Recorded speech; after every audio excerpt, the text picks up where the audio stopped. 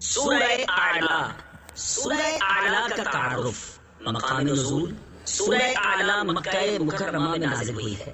آیات، کلمات اور حروف کی تعداد: اس سورت میں 1 رکوع، 19 آیتیں، 72 کلمے اور 291 حروف ہیں۔ اعلیٰ نام رکھنے کی وجہ: اعلیٰ کا معنی ہے سب سے بلند، اور اس سورت کی پہلی آیت میں یہ لفظ موجود ہے، اسی مناسبت سے اسے سورہ اعلیٰ کہتے ہیں۔ سورہ اعلیٰ سے متعلق 3 احادیث۔ نمبر 1، حضرت نعمان بن بشیر رضی اللہ تعالی عنہ فرماتے ہیں، اور یہ حدیث مسلم شریف میں ہے، حضور پرنور صلی اللہ تعالی علیہ وآلہ وسلم عید الفطر، عید الاضحیٰ اور جمعہ کی نماز میں سبح اسم ربک الاعلی اور هل اتاک حدیث الغاشیہ پڑھا کرتے تھے، اور جب عید جمعہ کے دن ہوتی تو دونوں نمازوں میں ان سورتوں کی تلاوت فرماتے تھے۔ نمبر 2، حضرت عائشہ صدیقہ رضی اللہ تعالی عنہا فرماتی ہیں، اور یہ حدیث ترمذی شریف میں ہے، نبی کریم صلی اللہ تعالی علیہ وآلہ وسلم وتر کی پہلی رکعت میں سبح اسم ربک الاعلی اور دوسری رکعت میں قل یا ایھا الکافرون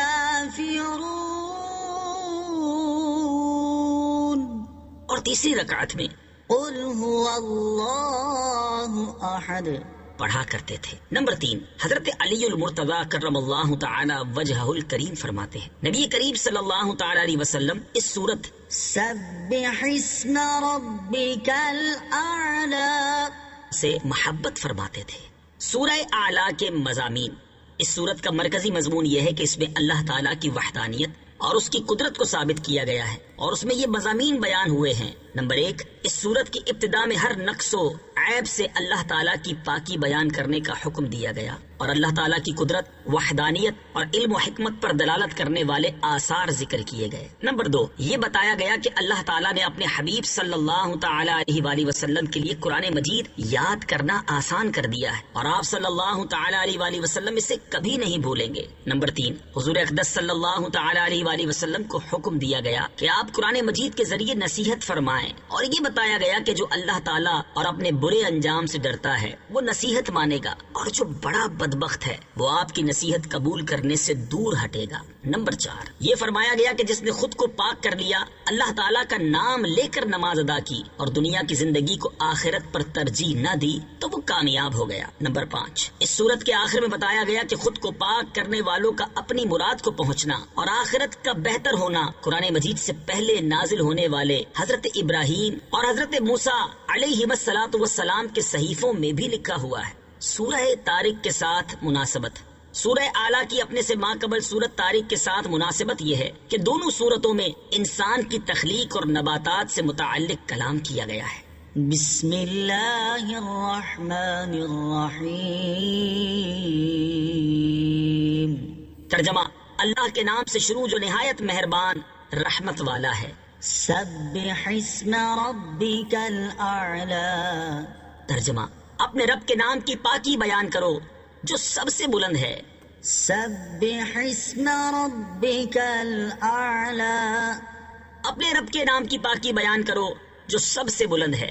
تفسیر صراط الجنان میں ہے، یعنی اے پیارے حبیب صلی اللہ تعالی علیہ وآلہ وسلم، آپ اس بات کو بیان فرمائیں کہ اللہ تعالیٰ اپنی ذات میں، صفات میں، اسماء میں، افعال میں اور احکام میں ہر اس چیز سے پاک ہے جو اس کی شان کے لائق نہیں ہے، اور پاک جگہوں میں عزت و احترام کے ساتھ اللہ تعالیٰ کا نام لیا جائے۔ بعض مفسرین نے فرمایا کہ اس آیت میں سبحان ربی الاعلی کہنے کا حکم دیا گیا ہے، اور حضرت عقبہ بن عامر رضی اللہ تعالیٰ عنہ فرماتے ہیں، جب یہ آیت نازل ہوئی تو سرکار دو عالم صلی اللہ تعالی علیہ وآلہ وسلم نے ارشاد فرمایا، اسے اپنے سجدے میں داخل کر دو، یعنی سجدے میں سبحان ربی الاعلی کہو۔ الذی خلق فسوى۔ ترجمہ: جس نے پیدا کر کے ٹھیک بنایا۔ الذی خلق فسوى۔ جس نے پیدا کر کے ٹھیک بنایا۔ تفسیر صراط الجنان میں ہے، یعنی اپنے اس رب عز و جل کی پاکی بیان کرو جس نے ہر چیز کی پیدائش ایسی مناسب فرمائی جو پیدا کرنے والے کے علم و حکمت پر دلالت کرتی ہے۔ آیت الذي خلق فسوى سے حاصل ہونے والی معلومات، اس سے دو باتیں معلوم ہوئیں۔ نمبر ایک، چھوٹی بڑی ہر چیز کو اللہ تعالیٰ نے پیدا کیا ہے۔ اپنی اس شان کو بیان کرتے ہوئے ایک اور مقام پر اللہ تعالیٰ ارشاد فرماتا ہے، وخلق كل شيء وهو بكل شيء عليم۔ ترجمہ، اور اس نے ہر شے کو پیدا کیا ہے اور وہ ہر شے کو جاننے والا ہے۔ اور ارشاد فرمایا، اللہ خالق كل شيء وهو الواحد القهار۔ ترجمہ، اللہ ہر شے کا خالق ہے اور وہ اکیلا سب پر غالب ہے۔ اور ارشاد فرمایا، وخلق كل شيء فقدره تقديرا۔ ترجمہ، اور اس نے ہر چیز کو پیدا فرمایا پھر اسے ٹھیک اندازے پر رکھا۔ نمبر دو، ہر چیز کو پیدا فرمانے میں کوئی نہ کوئی حکمت ضرور ہے۔ قرآن پاک میں کئی مقامات پر مختلف چیزوں کو پیدا کرنے کی حکمت بیان کی گئی ہے۔ جیسے ایک مقام پر ارشاد فرمایا، وَمِن كُلِّ شَيْءٍ خَلَقْنَا زَوْجَيْنِ لَعَلَّكُمْ تَذَكَّرُونَ۔ ترجمہ، اور ہم نے ہر چیز کی دو قسمیں بنائیں تاکہ تم نصیحت حاصل کرو۔ اور ارشاد فرمایا، اللہ الذي خلق 7 سماوات ومن الأرض مثلهن يتنزل الأمر بينهن لتعلموا أن الله على كل شيء قدير وأن الله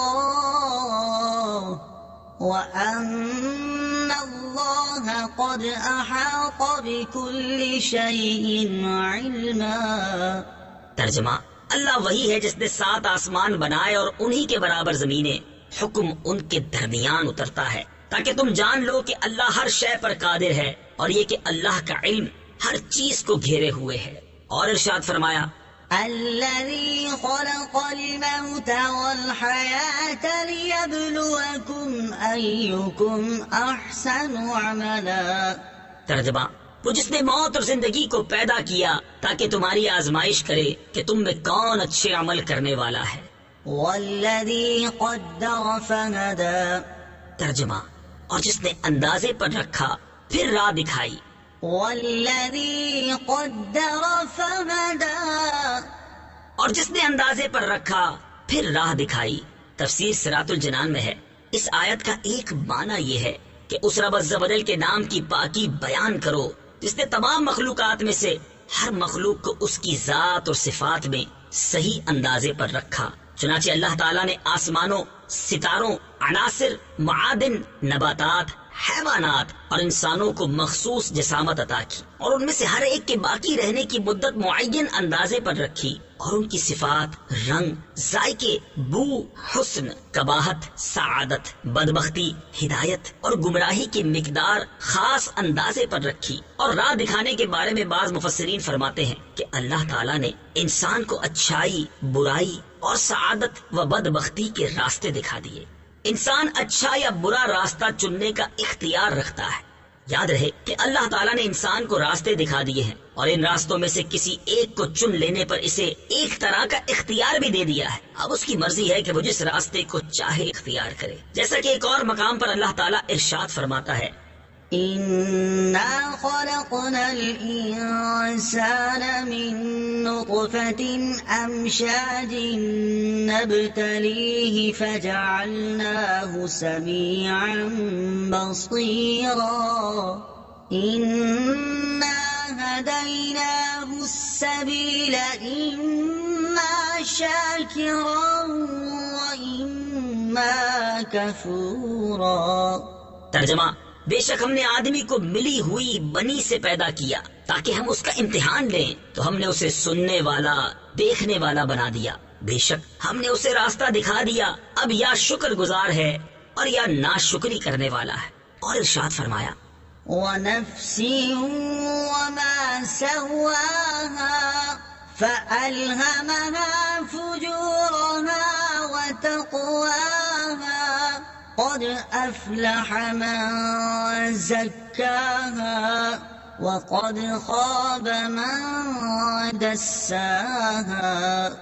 ترجمہ، اور جان کی اور اس کی جس نے اسے ٹھیک بنایا، پھر اس کی نافرمانی اور اس کی پرہیزگاری کی سمجھ اس کے دل میں ڈالی۔ بے شک جس نے نفس کو پاک کر لیا وہ کامیاب ہو گیا، اور بے شک جس نے نفس کو گناہوں میں چھپا دیا وہ ناکام ہو گیا۔ زیر تفسیر آیت کا دوسرا معنی یہ ہے کہ اس رب عز و جل کے نام کی پاکی بیان کرو جس نے ہر مخلوق کی غذا اور روزی مقدر کی، اور انسانوں کو ان کی غذاؤں، دواؤں اور ان کے دنیاوی امور کی ان چیزوں کی طرف راہ دی جن میں ان کی مصلحت ہے، اور درندوں، پرندوں اور حشرات الارض کو ان کے معاش اور ان کی ضروریات کا راستہ دکھایا۔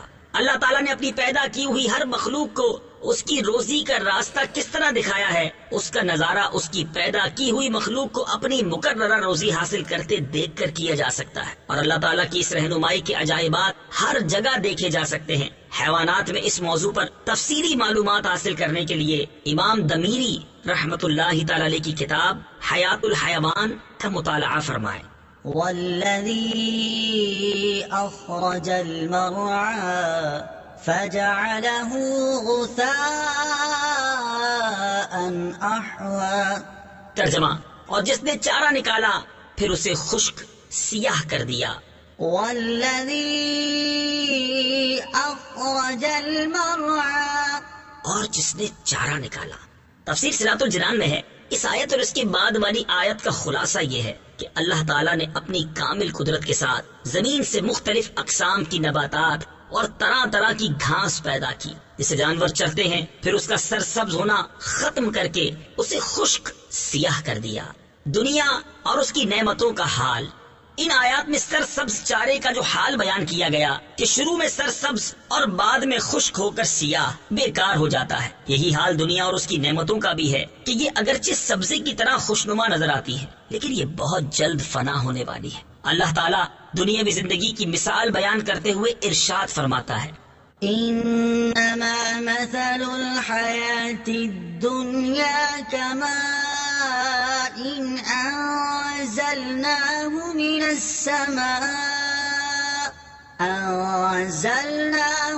السماء فاختلط به نبات الأرض مما يأكل الناس والأنعام حتى إذا أخذت الأرض زخرفها وزينت وظن أهلها أنهم قادرون عليها أتاها أمرنا ليلا أو نهارا فجعلناها حصيدا كأن لم تغن بالأمس كذلك نفصل الآيات لقوم يتفكرون۔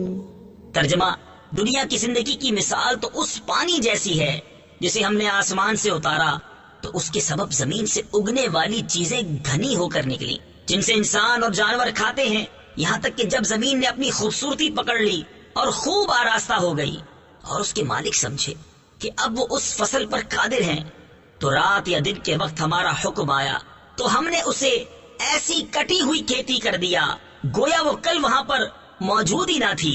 ہم غور کرنے والوں کے لیے اسی طرح تفصیل سے آیات بیان کرتے ہیں، اور جو لوگ آخرت کی بجائے دنیا کی زندگی اور اس کی زیب و زینت کے طلبگار ہیں ان کے بارے میں ارشاد فرمایا، من كان يريد الحياة الدنيا وزينتها نوفي إليهم أعمالهم فيها وهم فيها لا يبخسون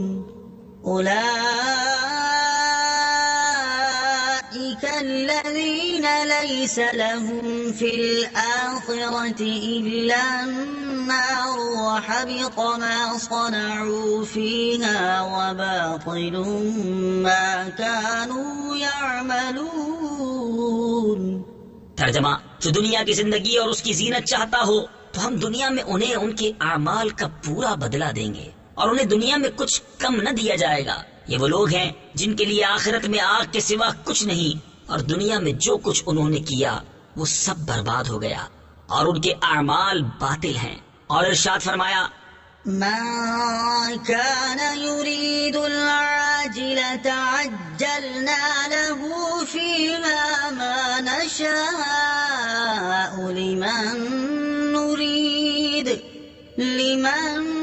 نريد ثم جعلنا له جهنم يصلاها مذموما مدحورا ومن أراد الآخرة وسعى لها سعيها وهو مؤمن فأولئك كان سعيهم مشكورا۔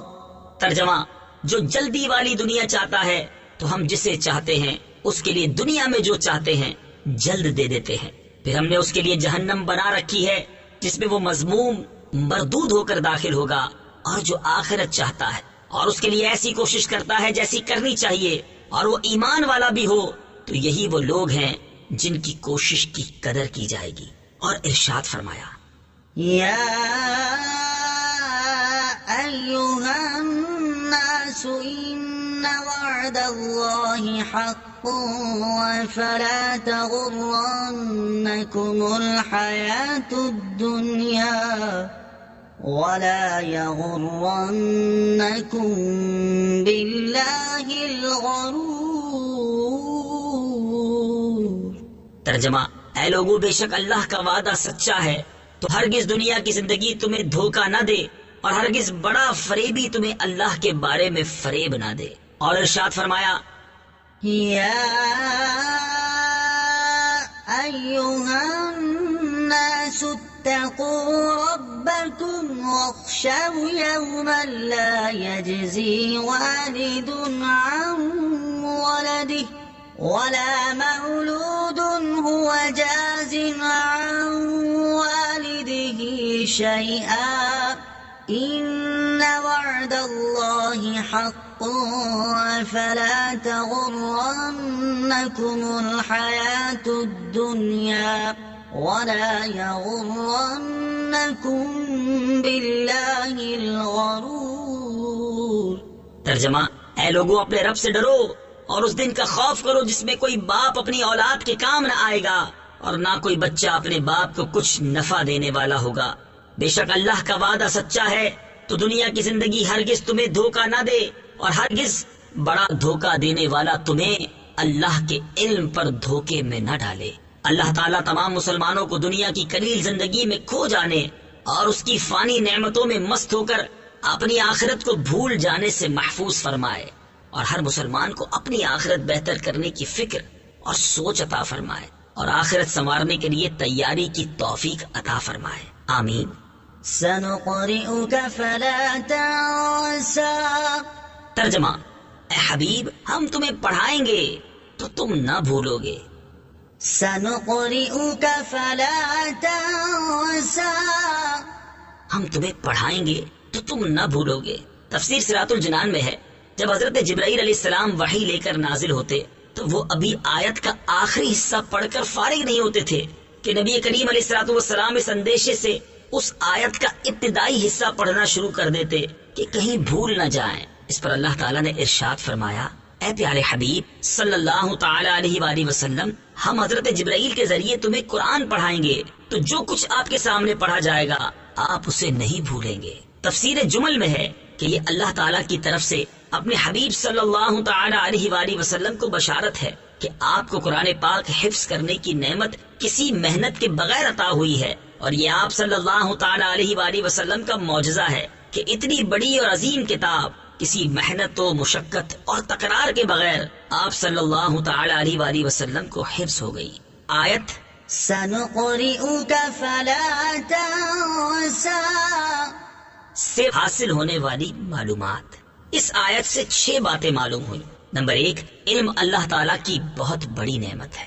نمبر 2، حضور پرنور صلی اللہ تعالی علیہ وآلہ وسلم تمام مخلوق سے افضل و اعلیٰ ہیں کہ انہیں اللہ تعالیٰ نے پڑھایا ہے۔ نمبر 3، حضرت جبرائیل علیہ الصلوۃ والسلام حضور اقدس صلی اللہ تعالی علیہ وآلہ وسلم کے استاد نہیں، بلکہ وہ اللہ تعالیٰ کے پیغام اس کے حبیب صلی اللہ تعالی علیہ وآلہ وسلم کی خدمت میں پہنچانے پر مامور ہے۔ نمبر 4، حضور انور صلی اللہ تعالی علیہ وآلہ وسلم کا علم بہت اعلیٰ ہے۔ نمبر 5، مخلوق میں سے کوئی نبی کریم علیہ الصلوۃ والسلام کے برابر عالم نہیں ہے۔ نمبر 6، انبیاء کرام علیہ الصلوۃ والسلام سے ہونے والی بھول بھی اللہ تعالیٰ کی طرف سے ہوتی ہے، اور اس میں ہزارہا حکمتیں ہوتی ہیں، جیسے سارے عالم کا ظہور حضرت آدم علیہ الصلوۃ والسلام کے ایک نسیان کی برکت سے ہے۔ لہٰذا ہماری اور انبیاء کرام علیہ الصلوۃ والسلام کی بھول میں بڑا فرق ہے۔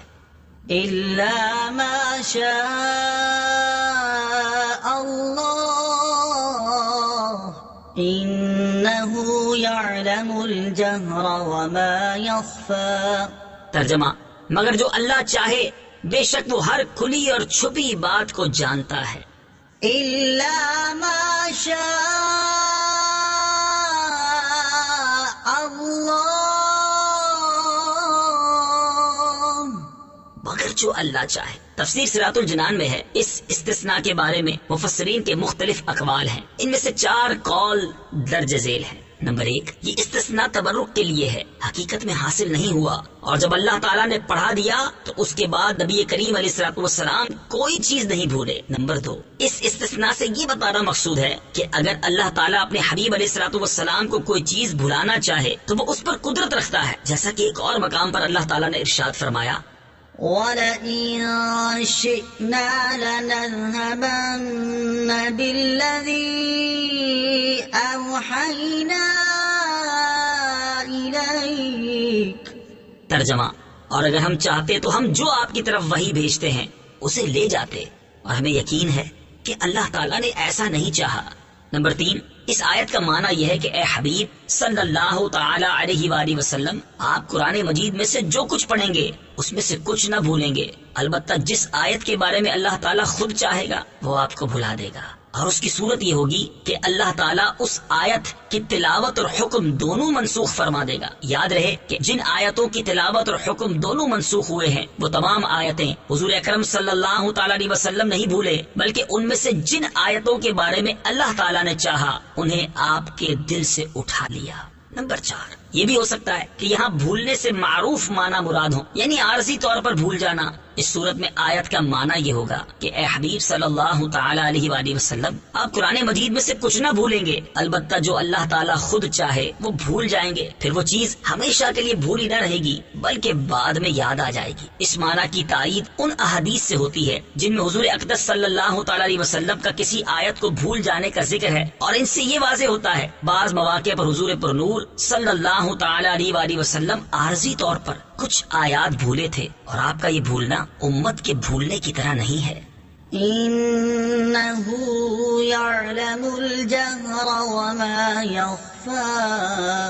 بے شک وہ ہر کھلی اور چھپی بات کو جانتا ہے۔ تفسیر صراط الجنان میں ہے۔ اس آیت کی ایک تفسیر یہ ہے کہ اے پیارے حبیب صلی اللہ تعالی علیہ وآلہ وسلم، جب آپ حضرت جبرائیل علیہ الصلوۃ والسلام کے ساتھ بلند آواز سے پڑھتے ہیں اللہ تعالیٰ اسے جانتا ہے، اور آپ کے دل میں جو قرآن بھول جانے کا خوف ہے اسے بھی جانتا ہے، لہٰذا آپ اسے بھول جانے کا خوف نہ کریں۔ یہ ہمارے ذمہ کرم پر ہے کہ آپ قرآن نہ بھولیں۔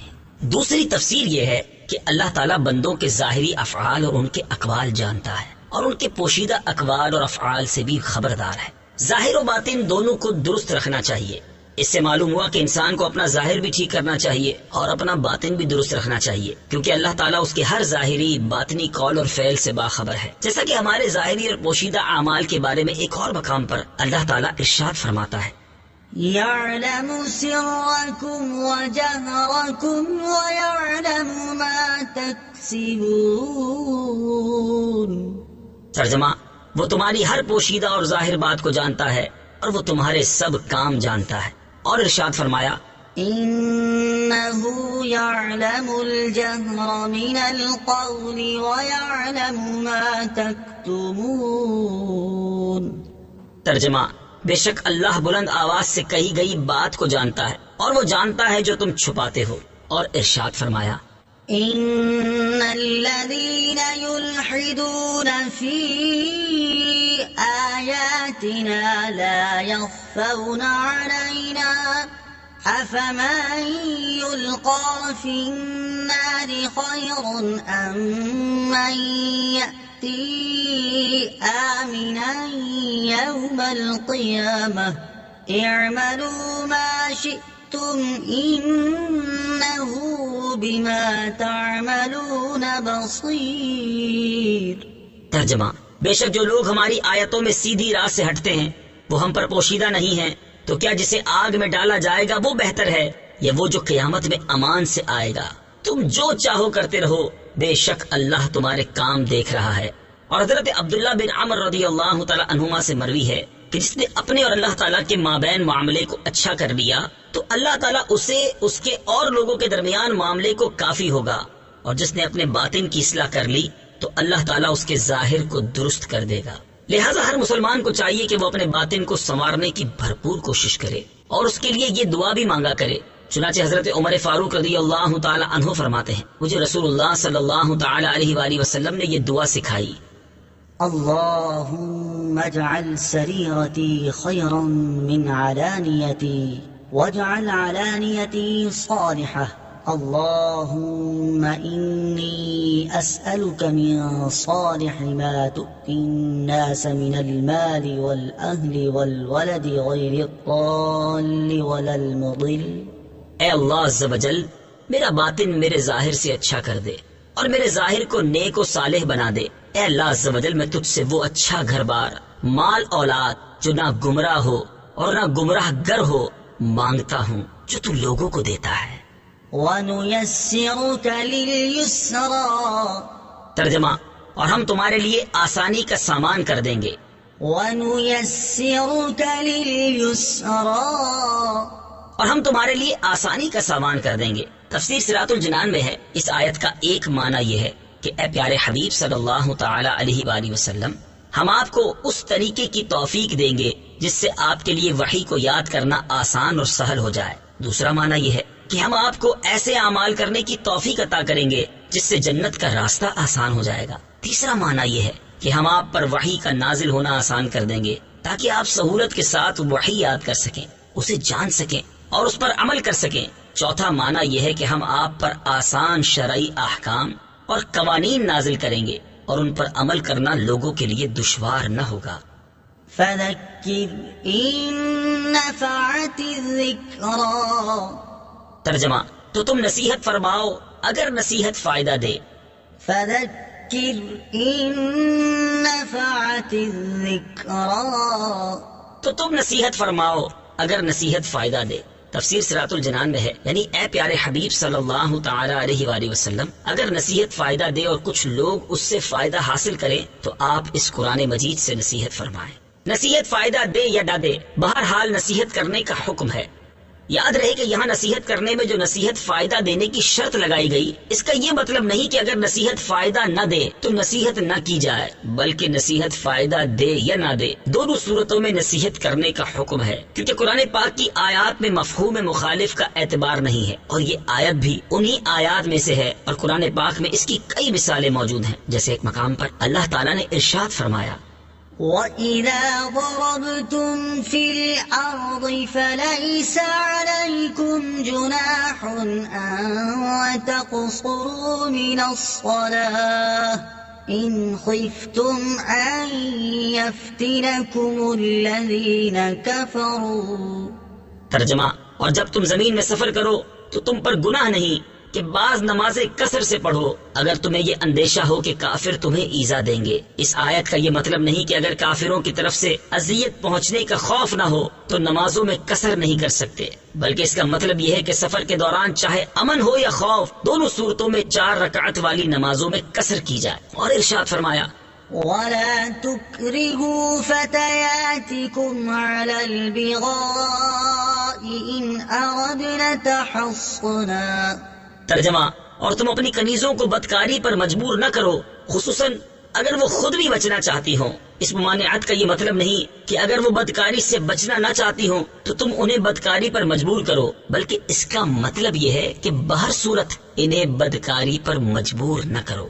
سَيَذَّكَّرُ مَن يَخْشَىٰ وَيَتَجَنَّبُهَا سيجنبها الأشقى الذي يصلى النار الكبرى ثم لا يموت فيها ولا يحيا.